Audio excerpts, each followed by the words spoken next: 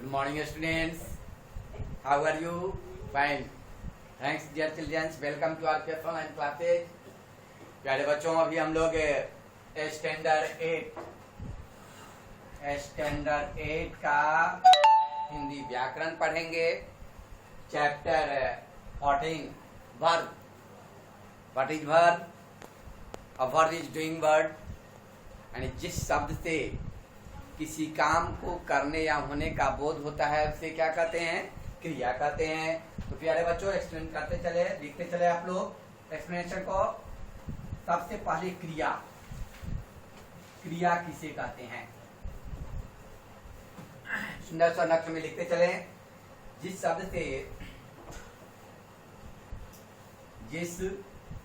शब्द से किसी काम को करने या होने का बोध होता है उसे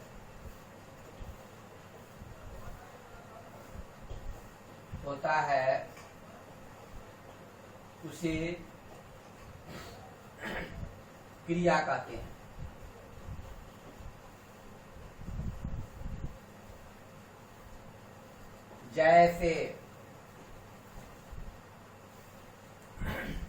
जैसे पढ़ना, लिखना, हंसना, रोना, खाना इत्यादि, ये सब क्या है? क्रिया है इत्यादि। स्पष्ट? क्रिया किसे कहते हैं? तो जिस शब्द से किसी काम को करने या होने का बोध होता है उसे क्रिया कहते हैं। अब चलेंगे, इसी को लिखेंगे कि जो काम करने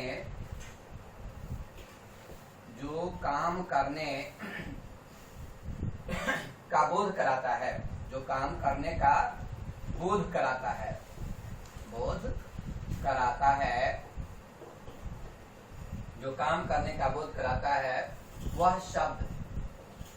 वह शब्द क्रिया कहलाता है। वह शब्द क्या कहलाता है? क्रिया कहलाता है। स्पष्ट? नेक्स्ट आता है क्रिया के बाद की धातु। धातु किससे कहते हैं? धातु से क्या समझते हैं? तो क्रिया के मूल रूप को क्या कहते हैं? धातु कहते हैं। क्रिया के मूल रूप को धातु कहते हैं। क्रिया के मूल रूप को धातु कहते हैं। क्रिया के मूल रूप को क्या कहते हैं? धातु कहते हैं। जैसे क्रिया के मूल रूप को धातु कहते हैं। जैसे आ, गा, जा, ना, की, खा इत्यादि सब आता है। आप देते हैं कि धातु में ना जोड़कर, धातु में ना शब्द जोड़कर, धातु में ना जोड़ देने पर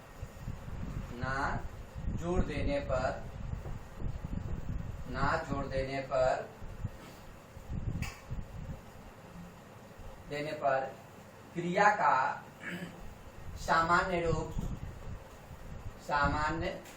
बन जाता है। जैसे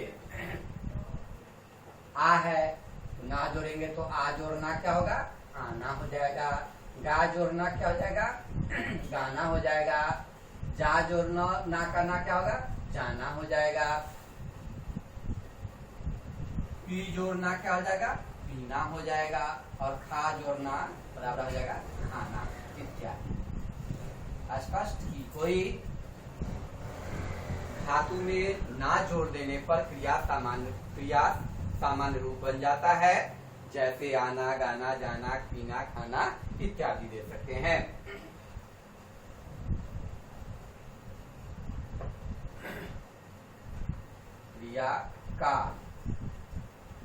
क्रिया का सामान्य रूप बन जाता है। स्पष्ट। अब प्यारे बच्चों क्रिया के बाद चलेंगे, क्रिया धातु हो गया। अब इसके बाद देंगे क्रिया का वर्गीकरण। क्रिया का वर्गीकरण, क्रिया का वर्गीकरण, क्रिया का वर्गीकरण, क्रिया का वर्गीकरण दो आधारों पर किया जाता है। वर्गीकरण दो आधारों पर किया जाता है, किया जाता है। क्रिया का वर्गीकरण दो आधारों पर किया जाता है। पहला हो जाएगा कर्म के आधार पर, पहला है कर्म के आधार पर, कर्म के आधार पर, और दूसरा आ जाएगा रचना के आधार पर। दूसरा क्या आएगा? रचना के आधार पर। स्पष्ट। कर्म के आधार पर और रचना के आधार पर। अब सबसे पहले कि कर्म के आधार पर क्रिया के कितने भेद होते हैं परिभाषित करें। कर्म के आधार पर क्रिया के दो भेद होते हैं। क्रिया के कितने भेद होते हैं? कर्म के आधार पर दो भेद होते हैं। पहला हो गया सकर्मक क्रिया। पहला क्या है? सकर्मक क्रिया। और दूसरा है अकर्मक क्रिया। सकर्मक और अकर्मक, एक कर्म के आधार पर हो गया। तो सकर्मक और अकर्मक। अब सबसे पहला जो हम चलेंगे कि सकर्मक क्रिया से क्या समझते हैं, सुंदर से लिखते चले करें बच्चों इसे।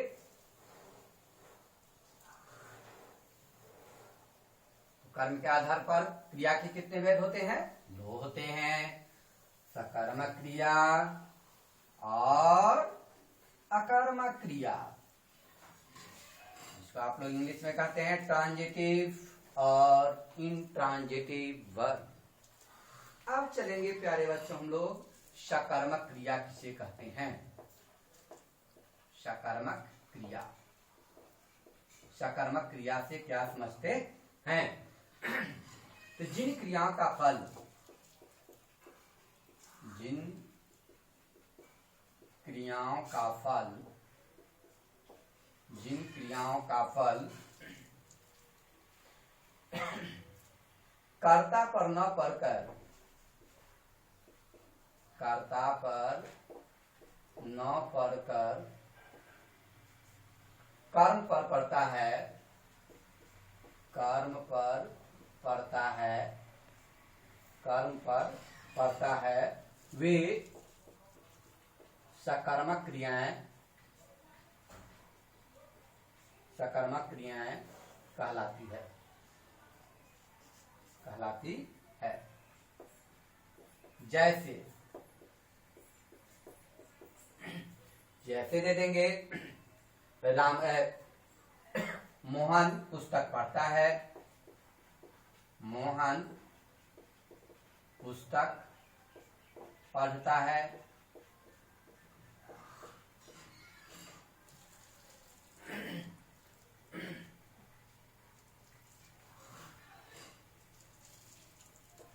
अनुराधा सेब खाती है, सेब खाती है।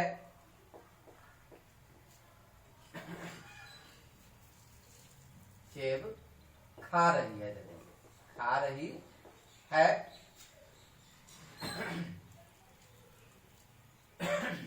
और लास्ट, माँ खाना बना रही है, खाना बना रही है, इत्यादि करेंगे। स्पष्ट। अब प्यारे बच्चों सकर्मक क्रिया के भी भेद होते हैं। सकर्मक क्रिया के भेद, सकर्मक क्रिया के दो भेद होते हैं, दो भेद होते हैं। सकर्मक क्रिया कितने भेद होते हैं? दो भेद होते हैं। पहला है एक कर्मक क्रिया, एक कर्मक क्रिया। स्पष्ट। एक कर्मक क्रिया से क्या समझते हैं? और दूसरा है द्विकर्मक क्रिया, द्विकर्मक क्रिया। ठीक, अब सबसे पहला हम चलेंगे कि एक कर्मक क्रिया से क्या समझते हैं। एक कर्मक क्रिया, एक कर्मक क्रिया यानी जिन क्रियाओं में एक ही कर्म होता है, जिन क्रियाओं में एक ही कर्म होता है, एक ही कर्म होता है, जिन क्रियाओं में एक ही कर्म होता है, वे एक कर्मक क्रियाएं कहलाती है। वे एक कर्मक क्रियाएं कहलाती है, एक कर्मक क्रियाएं कहलाती है। जैसे एक कर्मक क्रियाएं कहलाती है,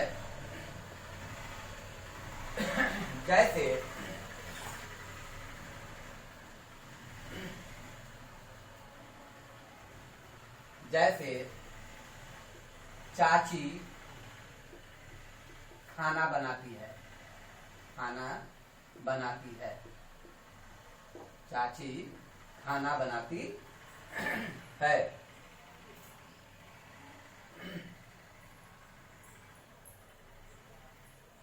खरगोश गाजर खाता है, खरगोश क्या खाता है, तो गाजर खाता है। और चूहे ने कपड़े कुतर दिए, इत्यादि दे सकते हैं। ठीक है, सेकेंड चलेंगे द्विकर्मक क्रिया है। द्विकर्मक क्रिया से क्या समझते हैं। द्विकर्मक क्रिया, द्विकर्मक क्रिया जिन क्रियाओं में दो कर्म पाए जाते हैं, जिन क्रियाओं में दो कर्म पाए जाते हैं, दो कर्म पाए जाते हैं, जिन क्रियाओं में दो कर्म पाए जाते हैं, वे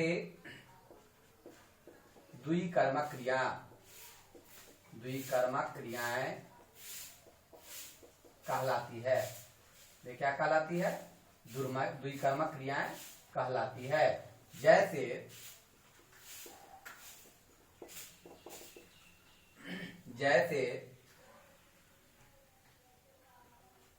नाना जी ने नाती को उपहार दिए,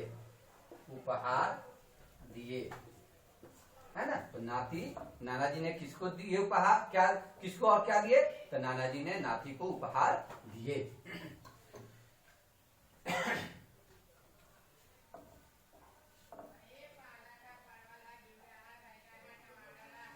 अध्यापिका ने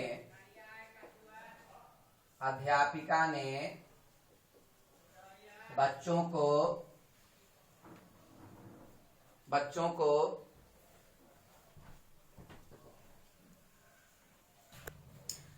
अध्यापिका ने बच्चों को क्या सुनाई, कविता सुनाई, बच्चों को कविता सुनाई, क्या सुनाई, कविता सुनाई।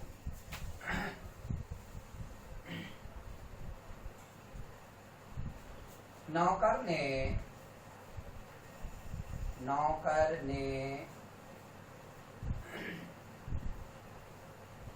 अतिथि को खाना खिलाया, इत्यादि। स्पष्ट बच्चों। सकर्मक क्रिया के कितने भेद होते हैं, दो भेद होते हैं, एक कर्मक, द्विकर्मक। एक कर्मक क्रिया से क्या समझते हैं, जिन क्रियाओं में एक ही कर्म होता है वे कर्मक क्रियाएं कहलाती हैं। द्विकर्मक क्रिया, जिन क्रियाओं में दो कर्म पाए जाते हैं वे द्विकर्मक क्रियाएं कहलाती है, इत्यादि।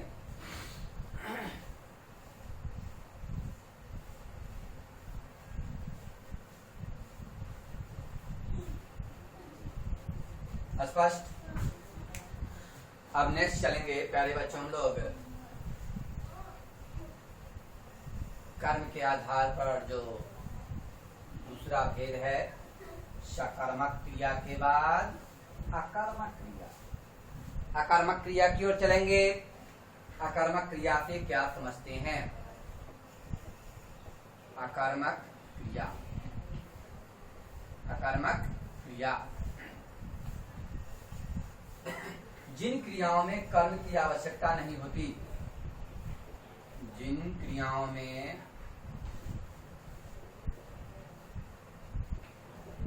कर्म की आवश्यकता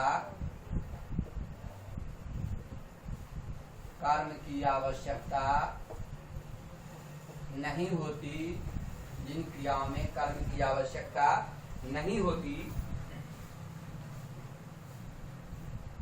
अर्थात जिसका फल सीधे कर्ता पर पड़ता है, जिसका फल सीधे कर्ता पर पड़ता है, उसे अकर्मक क्रिया कहते हैं। सीधे कर्ता पर पड़ता है, उसे क्या कहते हैं? अकर्मक क्रिया कहते हैं। पता है, उन्हें अकर्मक क्रिया कहते हैं।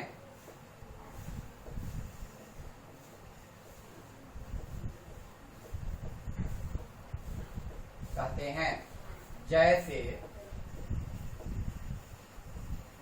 है ना, जिन क्रियाओं में कर्म की आवश्यकता नहीं होती अर्थात जिसका फल सीधे कर्ता पर पड़ता है, उन्हें अकर्मक क्रिया कहते हैं। जैसे स्वाति सो रही है,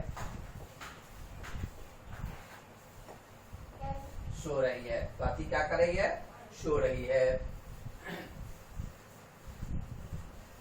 अमन स्नान कर रहा है,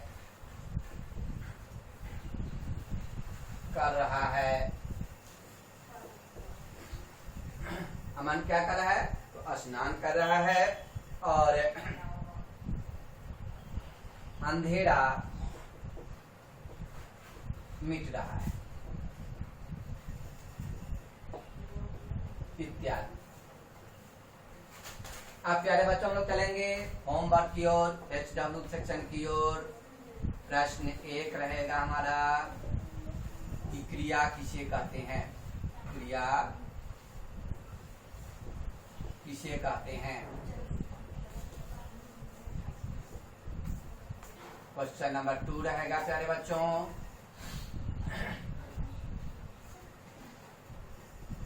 क्रिया का वर्गीकरण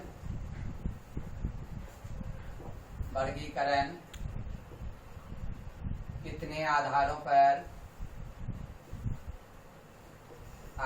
पर किया गया है? नाम लिखें। क्वेश्चन नंबर 3 होगा कर्म के आधार पर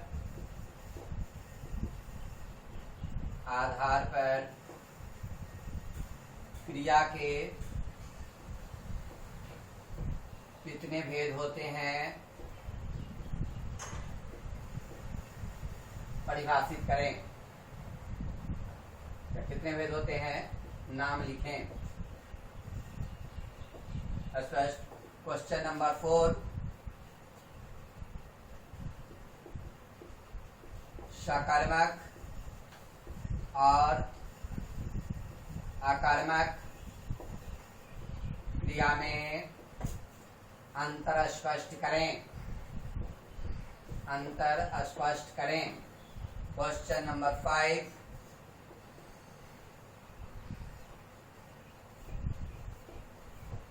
सकर्मक क्रिया के कितने भेद होते हैं? प्रत्येक को परिभाषित करें, प्रत्येक को परिभाषित करें। थैंक्स प्यारे बच्चों। नेक्स्ट अगली एपिसोड में आप इससे जब वीडियो जाए इसका प्रश्नोत्तर कर करके अपने 6 से 7 PM में जो आते हैं ग्रुप में उसमें स्नैप कर देंगे। थैंक्स प्यारे बच्चों, बाय।